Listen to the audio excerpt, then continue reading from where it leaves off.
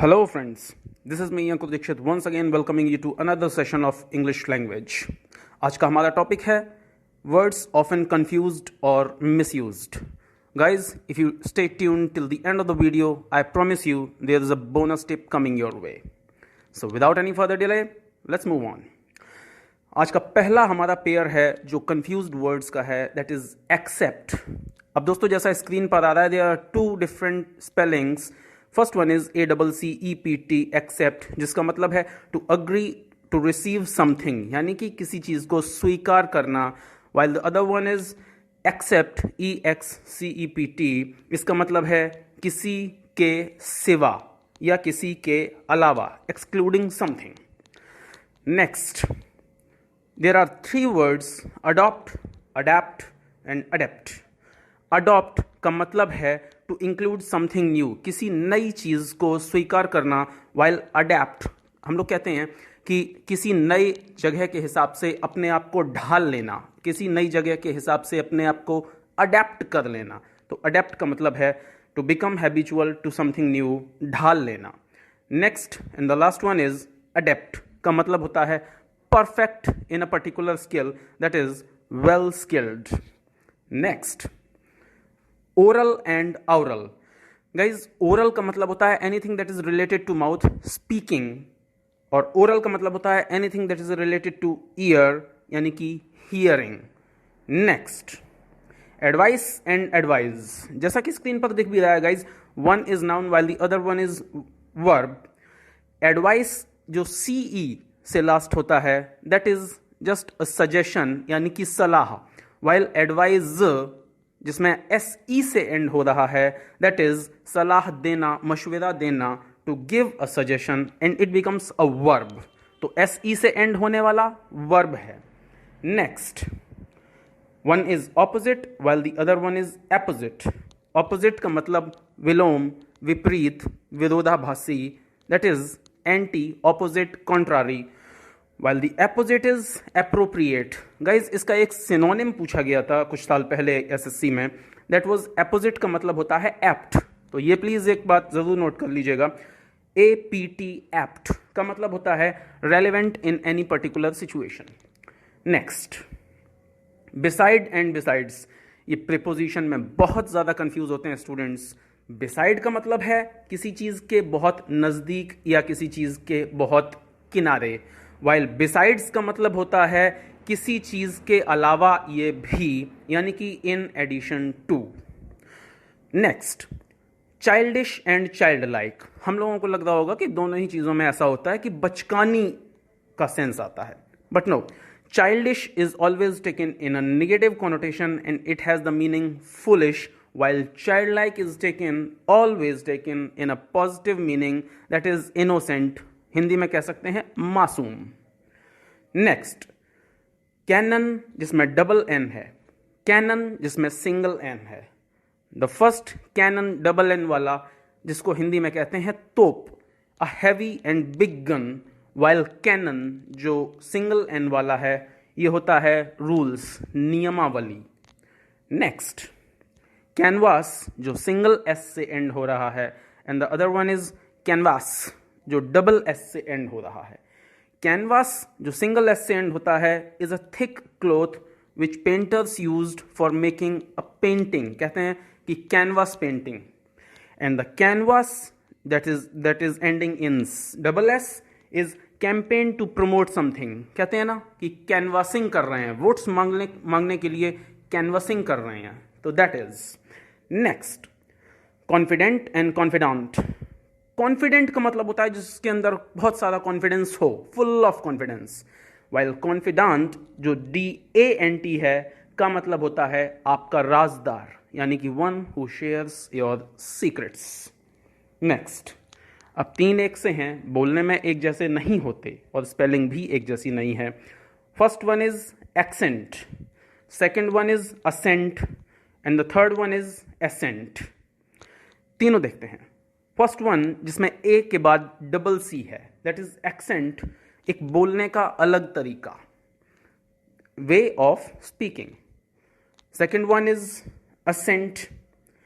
Ascent और dissent ये हम लोग ऊंचाई और नीचाई के लिए यूज करते हैं, increasing in height. While the third one assent, assent का मतलब होता है रजामंदी, सहमति, permission, agreement. Next desert and dessert. दोस्तों बोलने में ही फर्क है और उससे समझ में आ रहा है। डेजर्ट का मतलब रेगिस्तान, मरुस्थल, वाइल डेसर्ट का मतलब होता है खाना खाने के बाद खाया गया मिष्ठान, यानी कि a sweet dish. Next depreciate and deprecate. Depreciate का मतलब होता है किसी चीज की मात्रा कम कर देना, वाइल डेप्रिकेट का मतलब होता है किसी चीज को सिरे से खारिज कर देना, to disapprove, to reject. Next illicit and elicit. Illicit का मतलब जो ILLI से शुरू हो रहा है, दैट इज इलीगल और अनलॉफुल, वाइल एलिसिट जो ELI से शुरू हो रहा है का मतलब होता है कुछ समझ में आना, कुछ पता लगाना, दैट इज टू डिड्यूस और to comprehend. Next gate and gait. अब दोस्तों यहां प्रोनाउंसिएशन भी सेम है, स्पेलिंग डिफरेंट है। GATE का मतलब दरवाजा, द्वार, दैट इज डोर और way for the entry, while GAIT gate is a special way of walking, चलने का अंदाज। Next human and humane. Human का मतलब something that is belonging to mankind, मानव जाति, मनुष्य, while humane is generous, kind, यानी कि दयालु, सहृदय। Next jealous and zealous. Jealous का मतलब होता है जिसके अंदर आपके प्रति दुर्भावना हो, आपसे ईर्ष्या रखता हो, one who is having envy, while jealous जिसके अंदर क्यूरियोसिटी हो, one who is having curiosity. Next judicial and judicious. Judicial IAL से एंड होने वाला का मतलब है anything pertaining to law, related to law, कानून से संबंधित, वाइल जुडिशियस का मतलब होता है wise, sensible. Next wail and whale. दोस्तों वो वाला वेव जिसमें WA और VE के बीच में कुछ नहीं है, इट इज वेव, इसका मतलब होता है स्ट्रॉन्ग करंट, यानी कि एक तेज लहर। जबकि WA और VE के बीच में आई, वेव आ जाने वाला का मतलब होता है कुछ माफ कर देना, कुछ छोड़ देना, टू लीव और क्विट समथिंग। कहते हैं ना वेव अ फार्मर्स लोन, तो फार्मर का जो लोन है, कर्ज है, वो माफ कर देना। Next well, well and well. Screen पर आप देख रहे होंगे प्रोनाउंसिएशन बिल्कुल सेम है, स्पेलिंग्स डिफरेंट हैं। VALE का मतलब होता है घाटी, वैली, जबकि VEIL का मतलब होता है नकाब या बुर्का। WAIL का मतलब है to mourn, to repent, to cry, यानी कि रोना। Next severe, sewer and sever. Pronunciation भी अलग, स्पेलिंग भी अलग। SEVERE का मतलब होता है प्रचंड, यानी कि स्ट्रॉन्ग। सीवर का मतलब है एक बड़ा नाला, जनरली एक underground drain, a big drain.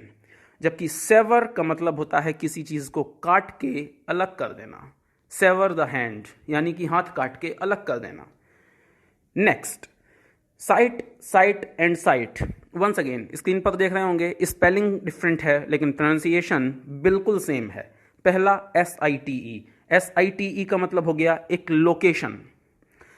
CITE का मतलब हो गया कोट करना, किसी और ने कोई बात कही और मैं उसको कोट कर रहा हूं, इसका मतलब I am citing that person, और ये साइटिंग वाला CITING होगा। While the third one SIGHT का मतलब होता है एक नजर, यानी कि to have a look at something. Next temper and tamper. कहते हैं टेम्पर हाई हो गया, मतलब गुस्सा हो गया, तो TEMPER वाला हो गया एंगर। वाइल टेम्पर कोई डॉक्यूमेंट है, आपको उसके साथ टेम्पर नहीं करना चाहिए, यानी कि उससे छेड़छाड़ नहीं करनी चाहिए, उसको खराब नहीं करना चाहिए, उसको फॉइल नहीं करना चाहिए, का मतलब to destroy. Next liar and layer. LIAR वाला वन हु टेल्स लाई, झूठा, कोई मुश्किल नहीं है। वाइल LAIR और केव दोनों थोड़े से डिफरेंस हैं दोस्तों, देख लीजिए। केव का मतलब होता है गुफा, डजंट मीन जंगली जानवरों के लिए, इंसान के लिए, while LAIR is specifically a cave for wild animals, जंगली जानवरों की एक अंधेरी गुफा। नाउ फ्रेंड्स, जैसा कि मैंने प्रॉमिस किया था कि इस वीडियो के अंत में आपके लिए एक बोनस टिप होगा। ये एक ग्रामर का रूल है that is related to pronoun. Guys, it एक प्रोनाउन होता है, it is also known as universal pronoun it. अगर कभी भी हम लोग सेंटेंस में किसी आदमी को इंडिकेट करने के लिए, किसी दूसरी प्रोनाउन को इंडिकेट करने के लिए इट का यूज कहते हैं, सपोज आप कह रहे हैं इट इज मी, तो गाइज ये गलत होता है। ये बैक ईयर में कई बार का रिपीटेड क्वेश्चन है। It is never it is me, it is always it is I. It के बाद जो प्रोनाउन आता है और इट से मॉडिफाई हो रहा होता है, इट उसको इंडिकेट कर रहा होता है, वो प्रोनाउन हमेशा अपने नॉमिनेटिव केस में रहता है। यानी कि इट इज मी कहना गलत है, क्योंकि मी ऑब्जेक्टिव केस हो गया, जबकि इसको नॉमिनेटिव केस यानी कि मी नहीं आई में होना चाहिए। तो करेक्ट सेंटेंस बनेगा it is I. So guys, misused words, confused words में आज के लिए इतना ही। Soon to be with you, bye bye, thank you.